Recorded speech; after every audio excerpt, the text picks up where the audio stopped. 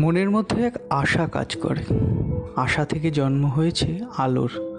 নিন্দুকরা বলে আলো থেকে জন্ম হয়েছে আশা কিরণের। নিরন্তর এক প্রবাহ চলতে থাকে, জন্ম নেয় কবিতার অনন্য সুন্দর দীপ্তি। সেসব দীপ্তি আলো কমে আসে প্রবাহমান কাল ধরে, তো একই কম্পনে জারণ বিজারণ ঘটবে না? সেসব দিনের আলোর কথা কেমন যেন ধাক্কা দেয় রাতে। ওই যে দিনের কাজে আমায় অপমান করলে, সেসব তো রাতের ঘুমের আগে জাগিয়ে রাখে। জেগে থাকার জন্যই তো লড়াইয়ের কান্নারা কি চাঁদ সত্যই ধরে রাখে তার ইতিহাসে?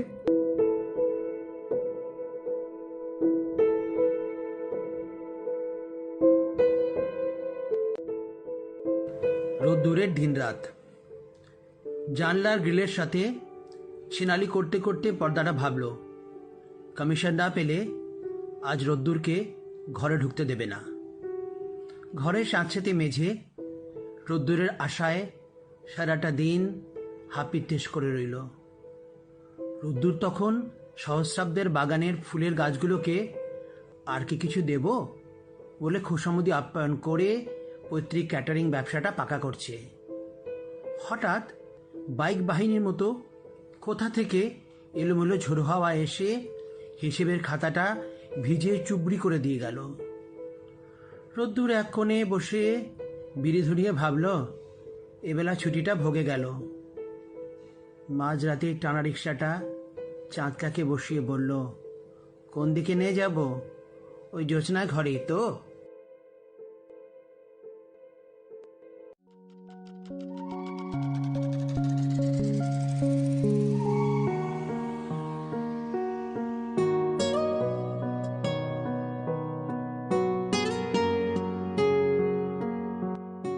মধ্যবিত্তের সংসার এভাবেই বেঁচে থাকে মুখে হাসি ফোটানোর মানুষটা। আসলে বাবা যে কত বড় ছায়া তা তো আলাদা করে বলার কিছু নেই। বাবা আসলে বড্ড ভালো, মা আসলে বাসা। দুয়ে মিলেই তৈরি হয় নতুন সকালের জীবন্ত প্রত্যাশা। সেই যে রাত ও ভোরের সন্ধিক্ষণ, অনন্ত আকাশে আলো, ভোরের পাখি, সকালের বাজারের আওয়াজ, রাতে সিরিয়াল শেষে খেতে বসা, সেসব নিয়েই তো সংসার পার্বণ। আর সে পার্বণে যদি উঠে আসে বাবার কথা, বাবাদের মনের কোণের দুঃখ ব্যথা।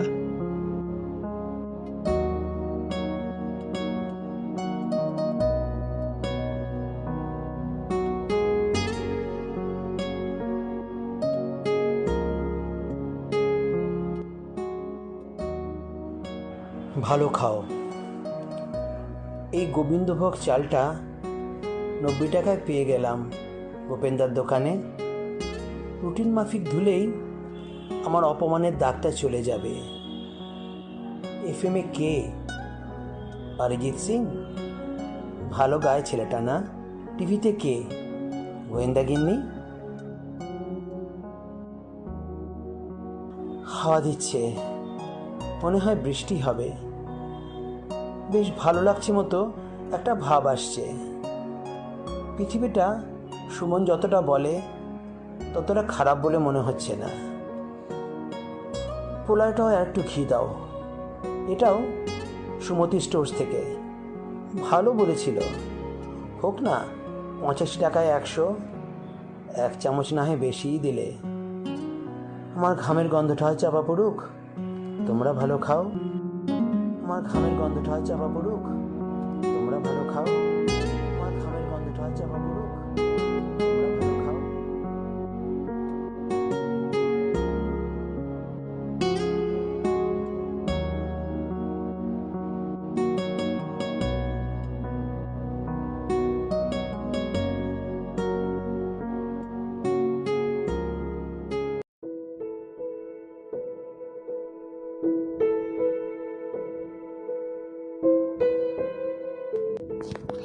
আসন্ন অন্ধকারের সাইরেন মনে হয় কেউ শুনতে চায়নি, তাই বিপদের ঘণ্টা চারচে বেজে উঠতেই জাহাজের ভেতরে বাসা বেঁধেছে সৃজনমন। সৃজনমন জানে একটু পরেই সুনামিতেই মৃত্যু লেগে আছে জাহাজের ক্যাপ্টেনেরও। তবু সে হাসতে হয় ভায়োলিন বাজানোর মানুষগুলোর। তাই কাছের মানুষের বারংবার বলে উঠি আসি, যাই বলতে নেই, বলতে হয় আসি। কিন্তু যখন সত্যই চলে যাওয়ার সময় আসে তখন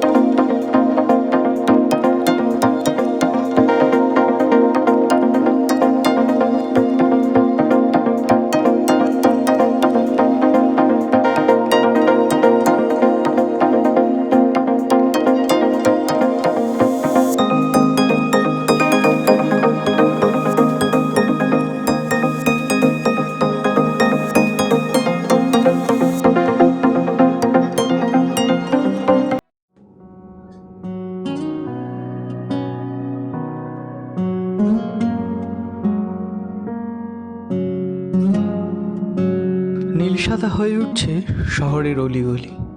এ কি শুধু আর্জেন্টিনার শহর? এক প্রেমিক মন এমন করে ভালোবাসার কথা লিখতেও পারেন তার চিঠিতে।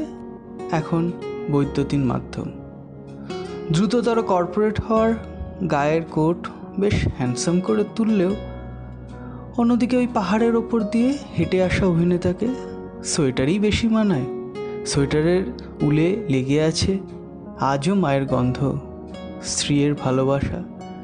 সে সবই তো তোমাকে বলতে চাই ভালোবাসা।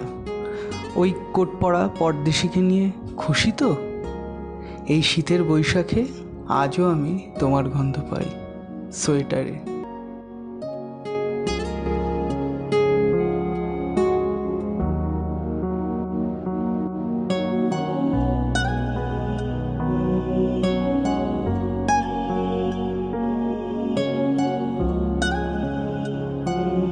সোয়েটার, শীত আসতে বেজায় আলসেমি করছে। দেখো, আমি তবু আজ সেই সোয়েটারটা পরে এসেছি। তোমার মনেই নেই হয়তো, আমি কিন্তু প্রতি বছরের মতো দুর্গাপুজোর আগেই রোদ খাইয়ে ন্যাপথলিনের গন্ধ কমানোর কাজটা করে রেখেছি। বলতে বলতে অভ্যস্ত হাতে তুমি যখন উলের ওপর কাঁটা চালাতে, তোমাকে কোনো জাদুকরি মনে হতো। আমার পিঠে ফেলে যখন তৈরি সোয়েটারটার মাপ ঠিক করতে, এক আপ্লুত উষ্ণতা আমাকে ঘিরে ফেলতো। আজ এতদিন পর যদি আবার প্রশ্ন করো ভালোবাসা মানে কি, কেনই বা এমন হলো? ভালোবাসার পরিণতি কি? বিয়ে না বিচ্ছেদ, পাওয়া না হারানো? কি লাভ? আজ তো কোনো পরীক্ষা দেবার নেই, কারো কাছে কিছু প্রমাণ করার নেই। এসব নিয়ে না হয় অন্যরা বিবাদ করুক। তুমি আরও সুন্দর সুন্দর সোয়েটার বানাও তোমার বরের জন্য, নাকি স্যুট ছাড়া ওনার চলে না? আমার কাছে তো ভালোবাসা আজও সেই নীল সাদা সোয়েটারে ঘেরা উষ্ণতা।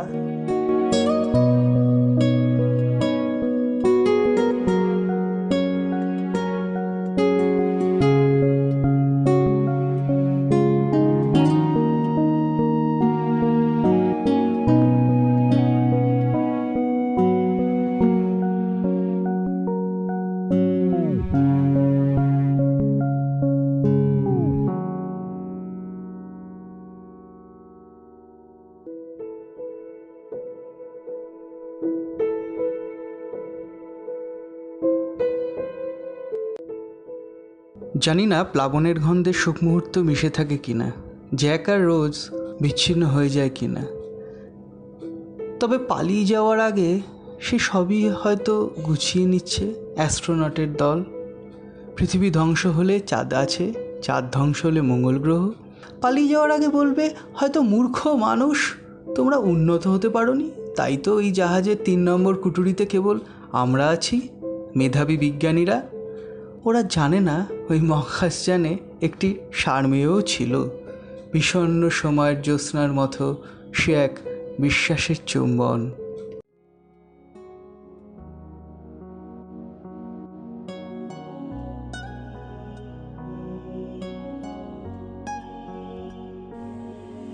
মহাপ্লাবন।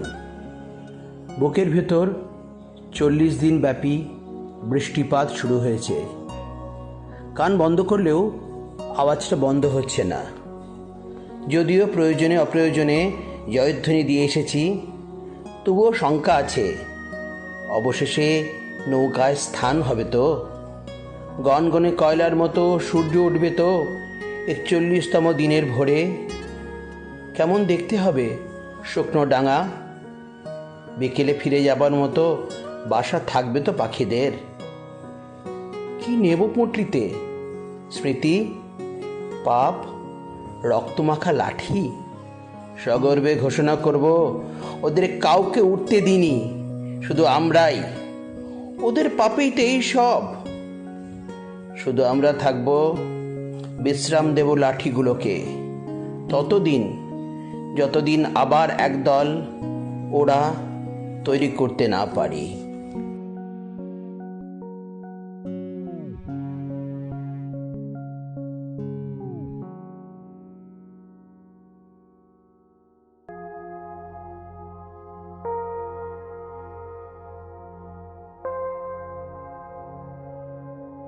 জীবনের সিংহভাগ জুড়েই কচ্ছপের বেঁচে থাকা। বাঙালি মন তো নিজের পরিবারের কথা আগে চিন্তা করবেই, তবু সিংহভাগ থেকে সিংহ হয়ে ওঠা, একটা মুহূর্তের জন্য বাঁচা মরা ইত্যাদি। আফ্রিকা থেকে গিরের জঙ্গল পেরিয়ে সেই সিংহ একদিন কলকাতার রেড রোডে হাঁটতে শুরু করবেই। মেরুদণ্ডের অগ্নিবাণ বিদ্ধ করবে সিংহাসনের ইঁদুরদের। সত্য রাজা অরণ্য থেকে রাজপথে নেবে বলবে, আমি তোমাদেরই একজন, সত্য একজন।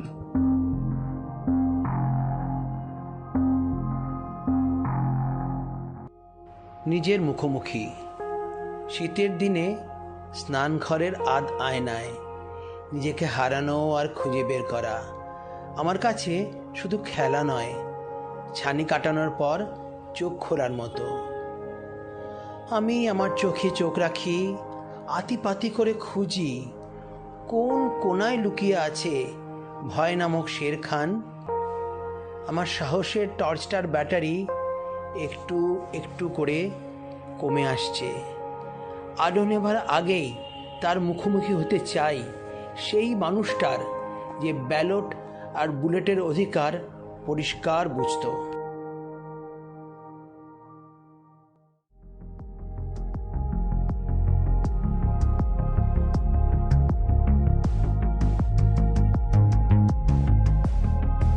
শোক তো চিরকালীন নয়, শাশ্বত সেই সত্য মেনে নিতে পারলেই যোগ্যতমের উদ্বর্তন। অনেকেই প্রত্যাশার আয়না পেরিয়ে চলে যায়, তবুও তো আমরা নিজের পিঠ নিজেই চাপড়ে দিয়ে বলি, সব ঠিকই তো আছে। আসলে মানুষ হেরে যাওয়া পেরিয়েই জীবনকে নিয়ে বাঁচতে চায়। সেই বেঁচে থাকার লড়াইয়ে ভয় পেয়ে এবার কি হবে থেকে বেরিয়ে এসে বলতেই হয়, ব্যর্থতার শেষেই তো সফলতা, এবার সব ঠিক হয়ে যাবে।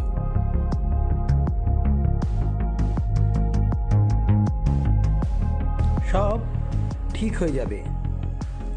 সেই পাথর মার্বেল জমানো শৈশবে গরম জলে আমার পাটা পুড়ে গিয়েছিল। বাবা চোখ মুছিয়ে বলেছিলেন, ঠিক হয়ে যাবে। প্রবেশিকা পরীক্ষার তালিকায় আমার নামটা না খুঁজে পেয়ে সুদীপ্তা বলেছিল, সব ঠিক হয়ে যাবে।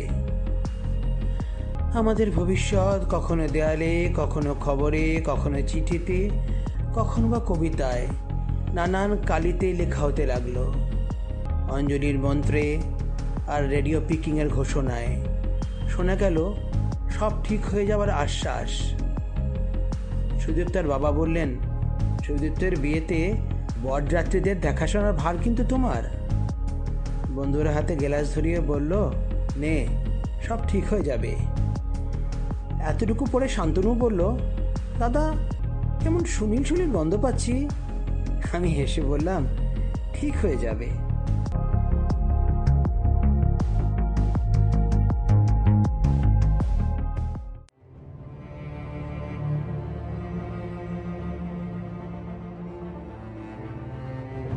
অভিধানের কালো শব্দটি সকলে এড়িয়ে যেতে চায় পলকে।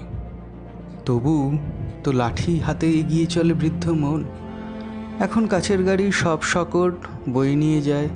আসলে বলা চলে করোনার পূর্বে তেমনটাই হতো। এখন বিচ্ছিন্ন পৃথিবীর মতো অপেক্ষা। লাঠি হয়তো ঘরেই থাকবে আর এগিয়ে যাবে মুহূর্তক্ষণ। সব নিজেদের হাতে নেই, তবু সকাল দেখার অভিসন্ধি।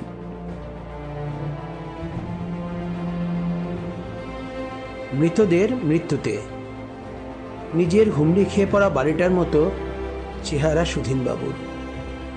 জীবনের ভারটা লাঠির উপর ছেড়ে দিয়ে ধীরে ধীরে হাঁটতেন।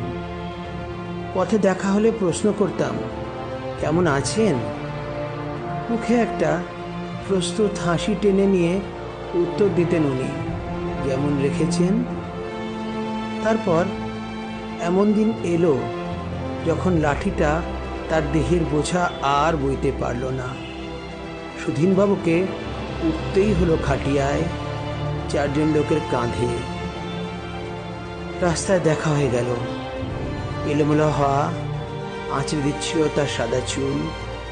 প্রশ্নটা করতে ইচ্ছে হলো, আছেন কেমন?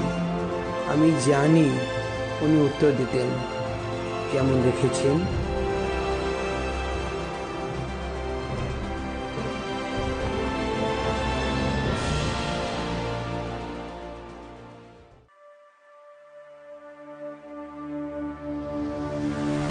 নির্বাক সাদা ঘর নিস্তব্ধ। শুকনো পাতার চায়ে আর চুমুক দিতে মন চায় না। চুপ করে বসে থাকি, প্রতীক্ষা, অবক্ষয়, শেষ মিনিটের অপেক্ষা। তবুও তো সম্ভাবনা মৃত্যুর এই দাগটি দেখতেও চায় না, বোঝেও না। সম্ভাবনার মধ্যে লাট্টুর মতো পৃথিবীর নীল জল, বাষ্প থেকে মেঘ হয়ে বজ্র বিদ্যুতের ভয় দেখিয়ে শীতল নদী হয়ে ওঠে। এদেশে অবশ্য গঙ্গা কি বেশি জন চেনে? আমি চিনি তিস্তাকে। আজ মৃত্যুর আগে মনে পড়ছে, তিস্তা, তোমার বুকে কবিতার নৌকো ভাসিয়েছিলাম, মনে আছে?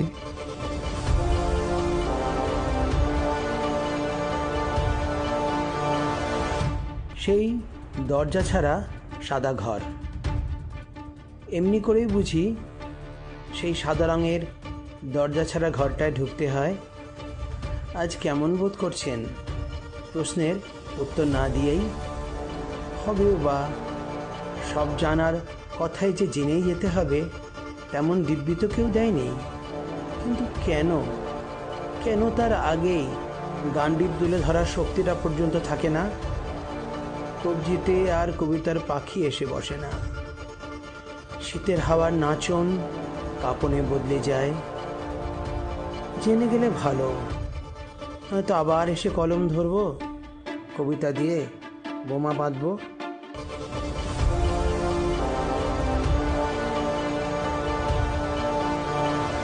প্রিয় মানুষটির সামনে আমার মৃত্যুর কথা বললে তার চোখ মুখ লাল হয়ে যায়।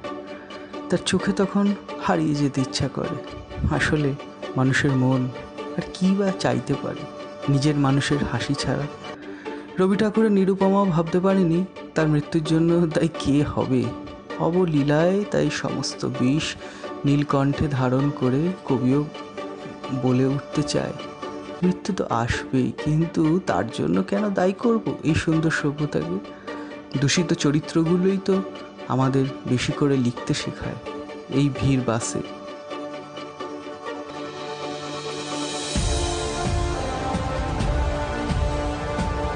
আমার মৃত্যুর জন্য কেউ দায়ী নয়। আমার মৃত্যুর জন্য না, কেউ দায়ী নয়। যারা আমার বেঁচে থাকার ইচ্ছেগুলোকে মেলায় বন্দুক দিয়ে বেলুন ফাটাবার ছেলেমানুষি উল্লাসে নষ্ট করেছে তারা নয়। যারা দুধে জল মেশাবার চাতুর্যে হাওয়ায় বিষ মিশিয়ে আমার ফুসফুসে নোংরা হাত মোছার ছাপ ফেলেছে তারাও নয়। যারা হোলি খেলার গতানুগতিক উৎসাহে আমার জীবনকে রঙিন করার ছলে ময়লা করেছে তারাও নয়। মরে যাওয়াটা তো ঠিক ছিল সেদিন থেকেই, যখন বেঁচে থাকাটা কি তাই জানা ছিল না। সেই নিশ্চিত মরে যাওয়ার আগে জীবনের হাত ছুঁয়ে অন্তত একবার ভালো থেকো বলে যাওয়া এক নিঃস্বার্থ শুভেচ্ছা। এরপর হাসি মুখে মাল আর ফসিলের সাথে দেয়ালের গায়ে অনন্তকাল সুখী থাকার বিজ্ঞাপন।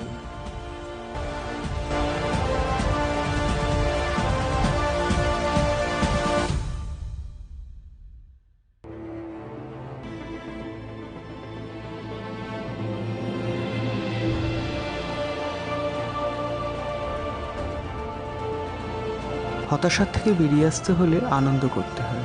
এই যেমন কেউ কেউ মন খারাপের সময় মিষ্টি খায়, কেউ গান শোনে, কেউ বা রবি ঠাকুর পড়ে।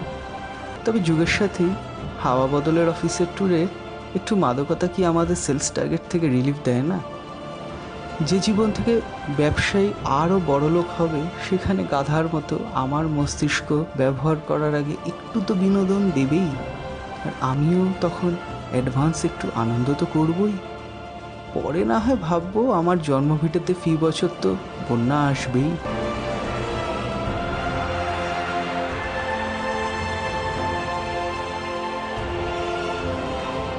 অ্যাডভান্স।